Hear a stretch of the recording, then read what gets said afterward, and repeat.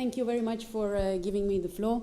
I would like to thank the organization for inviting me. I'm very happy to be here and to tell you a little bit more about the hybrid organization that Mobile School and Streetwize is. To understand better what Streetwize is, we need to go back to the origins of Mobile School. And the origins of Mobile School lie in 1996, when the founder, Arnaud Raskin, was a student in product design. And for his final thesis project, he had to develop a new product. Normally, students develop a new microwave oven or a new type of mixer. But he wanted to do something new, something different. And by accident, he ended up in a conference about street children. Afterwards, it got his attention. He went to live for 6 months in Colombia with street kids, and then he decided, I want to develop a product for them. And that's why he developed the Mobile School. I will explain you in a couple of minutes more about what is the Mobile School. But first, let's have a look at the phenomenon of street kids. If you want to develop a product to interact with street kids, you need to take into account two things. First of all, it's a huge, widespread phenomenon over the whole world. Statistics say that we can count about 150 million street kids all over the world. Of course, these statistics depend on a lot of factors. First of all, not all of these kids are registered, so it's difficult to count them. And secondly, it depends on the criteria you use. What is your definition of a street child?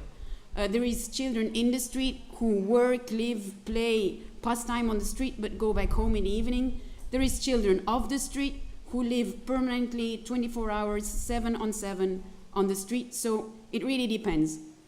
What we at Mobile School use as the definition of street children is that a street child is somebody whose main learning environment is the street. So whose main educational environment is the street. Second thing that you need to take into account when developing something for street kids is that there are nowadays already a lot of solutions provided, but they all focus on some kind of rehabilitation process or reintegration process into society. A lot of the money directed to street children doesn't focus on the kids on the street, but on their reintegration, such as shelters, refugee centers, or orphanages. But what do we see? 90% of the kids that are put into shelters, after a couple of days, they run away. So only 10% stay. And why do those 10% stay? Because it's a constant choice. They have intrinsic motivation. But why does the 90% runs away? Well, they have formed their identity on the street. They have developed skills and talents and competences to survive daily on the street. It's exactly those skills that you don't really need when you're put in a shelter. So when they are put in a shelter, it's exactly the skills they have from the street that criminalize them. And of course, they don't feel at home, they feel completely disempowered when they are forcibly put into such a center. Their self-esteem goes below zero. So what did we decide to do? We didn't want to work on those 10% that only remain in the shelters. We decided we want to reach those 90% of the kids that is still on the street. We want to do something with them on the street. So what did we do? We developed the Mobile Street School. The Mobile Street School is a trolley is a box made of blackboard of 1.5 meters long that can be stretched out till 6 meters, and that can be brought to every place, parks, public spaces, all over. And with the Mobile Street School, we want to boost the self-esteem of those kids. We want to make them, we want to make them discover their talents, develop their talents, and make them believe in themselves.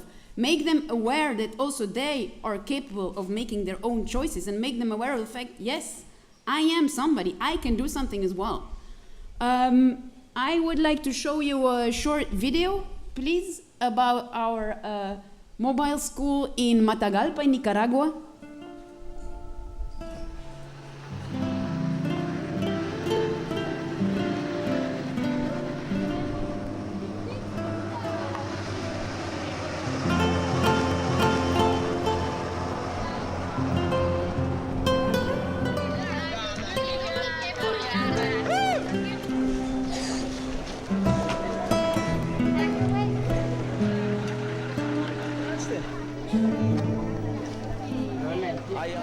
Una cara feliz. Un poco más, ¿eh?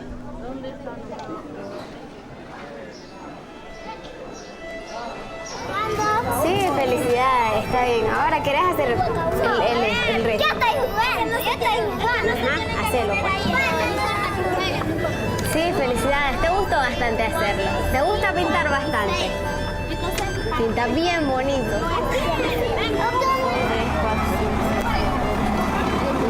¿Cómo se siente hoy? Bien. Hoy estamos aquí, es primera vez que trajimos la escuela móvil aquí al mercado Huánuco. La escuela móvil es una caja con bastantes juegos que nosotros traemos aquí. Trae muchos juegos, son 250 juegos. Nosotros hoy la trajimos aquí, es primera vez que venimos aquí al mercado Huánuco y como pueden ver hay un montón de niños jugando, que todos se están divirtiendo. Y también es primera vez también para mí que yo vengo con la escuela móvil, entonces también me estoy divirtiendo con ellos, estoy jugando y un poquito sudadita por el sol. y bueno, la mayoría de los niños se han reído, han jugado. Y también yo me he divertido.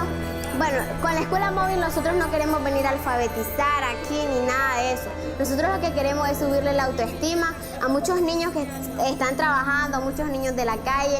Eso es lo que pretendemos con la escuela móvil, que ellos se empoderen y que ellos se den cuenta del valor, de lo que valen, de lo que son. Eso es lo que nosotros queremos lograr con esta escuela móvil.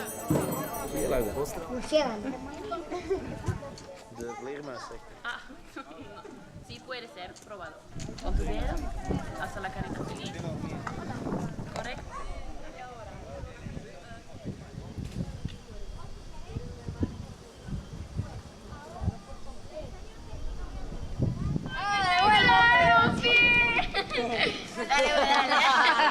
Dale, pues.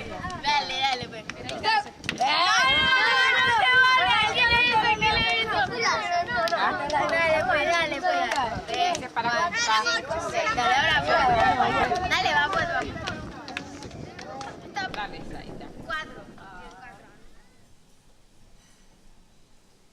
So how does this work in practice?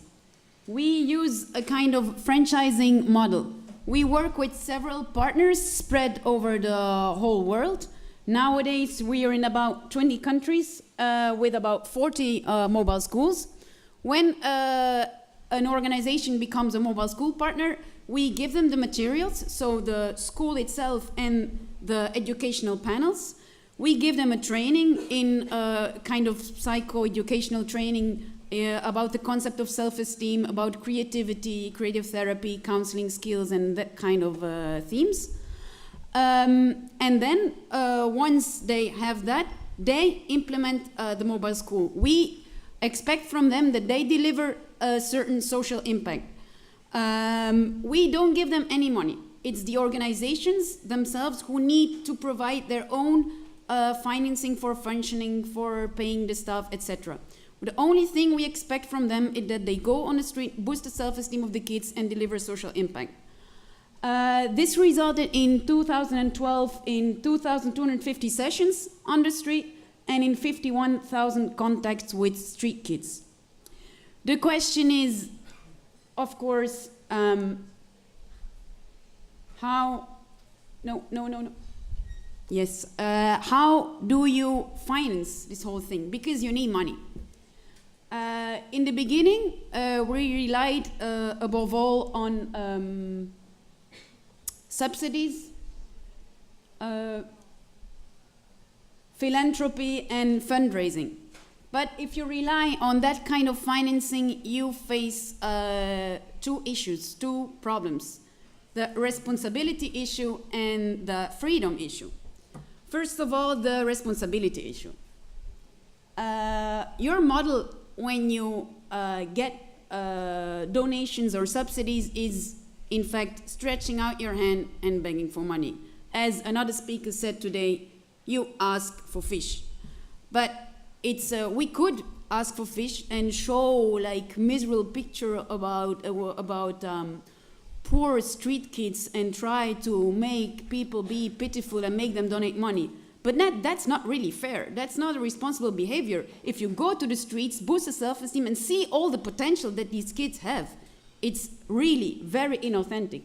So just begging for fish, if you proclaim sustainable development, that's not the way it goes. Moreover, we tell our partners to be self-sustainable. So it would be a completely wrong choice on a moral level. That's why we decided that we need to go fishing. More about the going fishing in 1 minute. But first, the second problem, the freedom issue. If you rely above all on subsidies, you're bound to the framework of these subsidies. You're not free. Your room of moving is very limited. On the other hand, we as a social organization, we live in a society with constant socio-economic challenges where we need to respond to.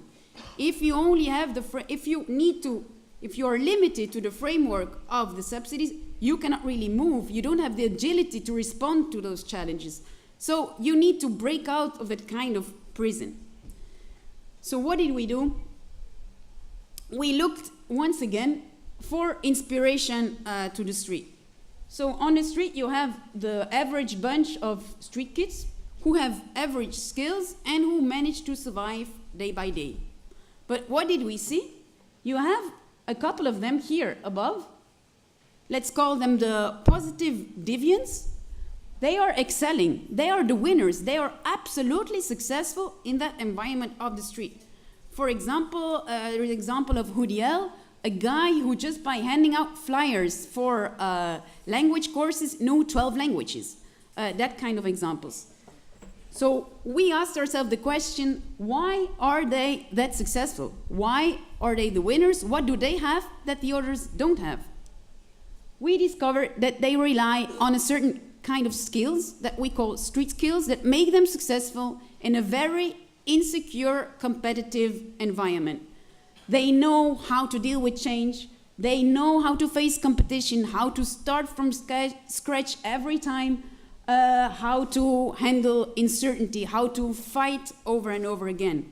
And we realized there is a business opportunity because the environment of the street is very similar to the business environment that companies face day by day. They also need to handle competition, uncertainty, and a threatening environment day by day.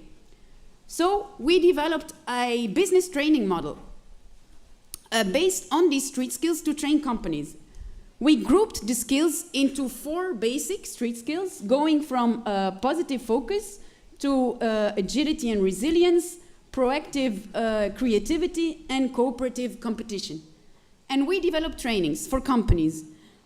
Today we have trained international companies such as Nike, Western Union, ING, IKEA, Deloitte, etc. And it works, it really works. That's how we reach some kind of 360 degrees impact model. Because we go to the streets with the mobile school, we boost the self-esteem of the kids, we see all their potential and their talents, who then are shared with the trainees, the companies, the managers in the Streetwize trainings, which is the name of our training company. And the money these Streetwize clients pay for their trainings is invested 100% again into a mobile school. Of course, this model is only possible if the two parts, the two sides of your organization, the business part and the social part, are almost genetically interwoven with each other. They need to be, both of them need to be crucial to your organization. Because we see that if Streetwize is doing very well, then the positive effect will be noticeable also in mobile school. And if mobile school is doing well, then Streetwize does well. But if Streetwize suffers, then mobile school will suffer as well, and the other way around. It should be 2 tracks that cross constantly, not 2 separate tracks that never cross, because then it's a dead-end story. No, they need to be really intrinsically interwoven. It's like one organization with the same set of values, and the one cannot live without the other. So if you want to know more, it's mobile school and Streetwize, and of course afterwards for some questions or comments or criticism, whatever. Thank you very much.